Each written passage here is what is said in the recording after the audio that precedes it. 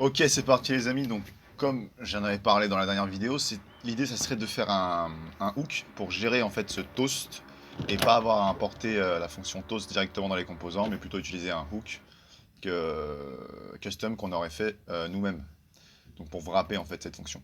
Donc, là, ce qu'on va faire, c'est qu'en fait, on va tout simplement déplacer cette fonction dans un hook.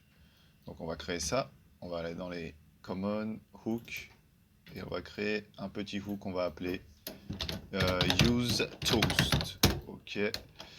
Ok, donc là ce qu'on va faire tout d'abord c'est importer import this, importer la fonction. On va créer une fonction qu'on va appeler use toast. Ok. Donc on va export use toast. Ok. Et en fait dans cette fonction on va retourner plusieurs fonctions, mais la première ça va être display toast success. Voilà. On passera en paramètre le texte qu'on veut. Ce sera un string. Et, on fera un toast.success du texte.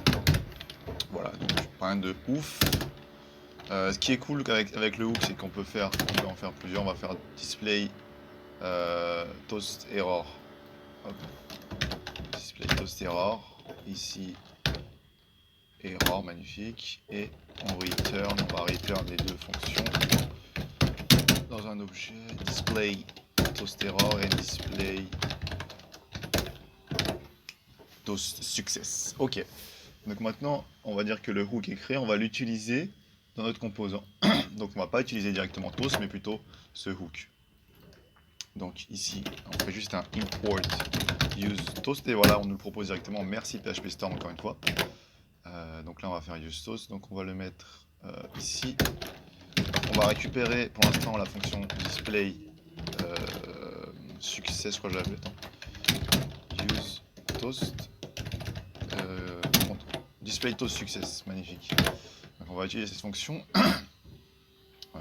Display training finished. Et juste ici, on a juste à remplacer ça par ça. Donc là, ça va écrire don't go to the visualization. Voilà. Donc normalement, ça devrait marcher.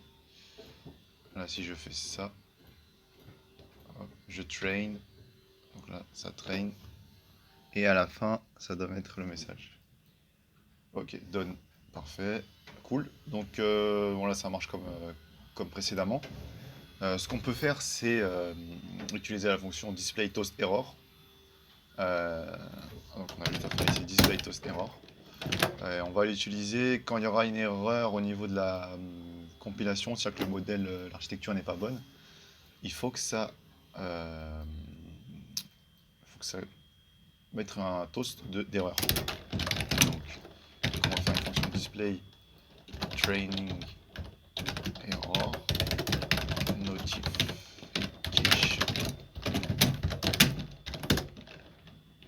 Ça va être display toast error et ici on va mettre error en 2. Voilà. Donc là il faut l'appeler quand ça foire. Donc ici on va mettre ça dans un try catch.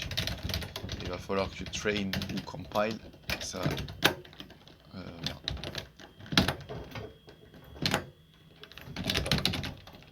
Hop. Et ici, on n'a pas besoin de récupérer l'erreur. Ouais, si. Pas pour l'instant. Et là, on va faire un display. On pourrait passer l'erreur en. Ouais, on va voir après. Donc on va faire un display training error notification. Donc il faut que ça throw une erreur. Ok, bah c'est déjà le cas. Ça va throw une erreur s'il n'y a pas de modèle. Et là, c'est pareil. Donc déjà le compile, il va générer une erreur parce qu'il n'y aura rien dans. Par exemple, si je supprime ça, voilà, il n'y a pas de, il a pas de modèle là. Si je fais ça, hop, ah là on voit que ça envoie les deux, alors que ça devrait juste envoyer celle-là. Donc ce qu'on va faire, c'est qu'on va mettre celle-ci juste dans le try ici. Là, ça devrait être bon. Donc on recommence. Là, il n'y a pas de modèle, il n'y a rien, donc j'entraîne ça. Voilà, erreur en modèle. Voilà, on peut aller plus loin ensuite. On peut aller plus loin en récupérant l'erreur ici. Mais bon, ça, on verra ça plus tard. Donc voilà, c'était juste pour créer un petit hook et pour pas dépendre directement de Toast au niveau des composants, mais plutôt de use Toast. Donc ça marche bien. On a différentes fonctions. On pourra rajouter d'autres fonctions, display warning, display. Il y a plusieurs possibilités en fonction de la doc. Ouais. On peut aller voir ici. Donc voilà, on pourrait faire display bottom left notification. Enfin voilà, vraiment faire plusieurs fonctions avec directement les toasts correspondants dedans.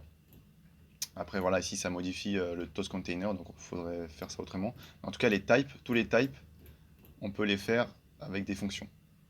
Voilà, c'est tout, c'était tout pour cette vidéo. À la prochaine.